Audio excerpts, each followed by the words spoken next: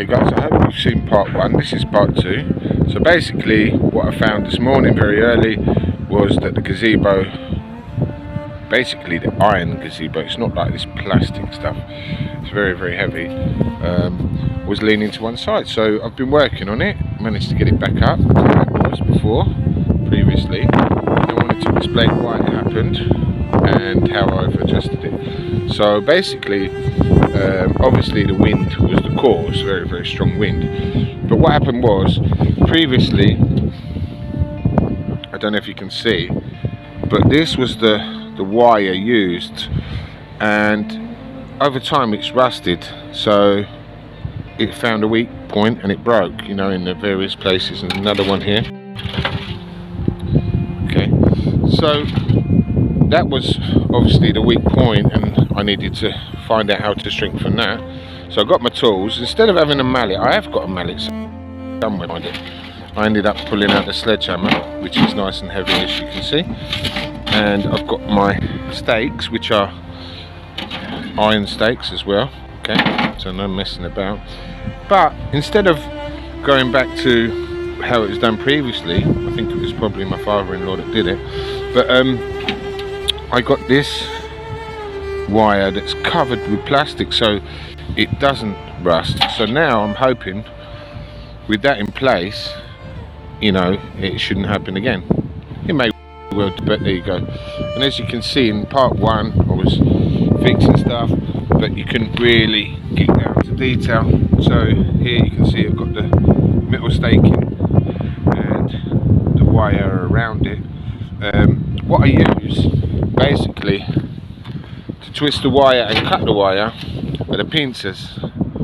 But obviously you got to be a little bit careful, because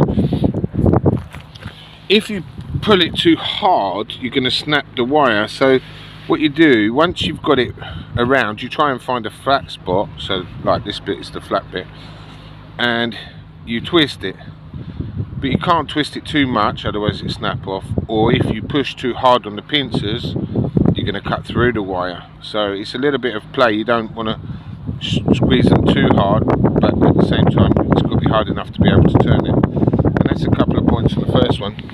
Now I started off here because this was the safest spot, because realistically it could have come down at any moment, because it's still quite windy. It's not as windy as what it was obviously last night, but the wind was playing a part, and you can see in part one that the actual camera moves quite often, and that's due to the wind. Now fortunately I've got these very strong stakes that are part of the fencing here, okay, and what you can see, there's different areas, but probably the clearest one will be in the middle here. Let me see. Yeah, okay.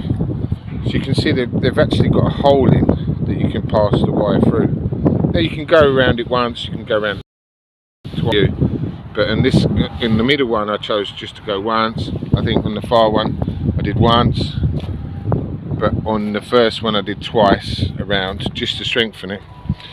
And extra strengthening, just put a couple more of these iron stakes in, you know, so tied it up in a couple of points, keep it safe, and hopefully that will be working fine now. You know, it won't be subdued to the weather conditions, and that's it. But what I wanted to say is, although I'm a noob, steel toe cap boots, gloves, and protective eyewear.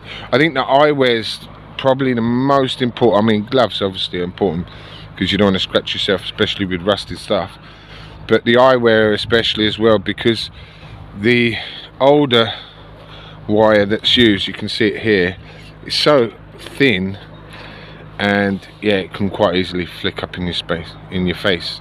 So there you go guys, this is part two. Looks good, much stronger, not gonna rust, so fingers crossed. This is from iPot Lad, the new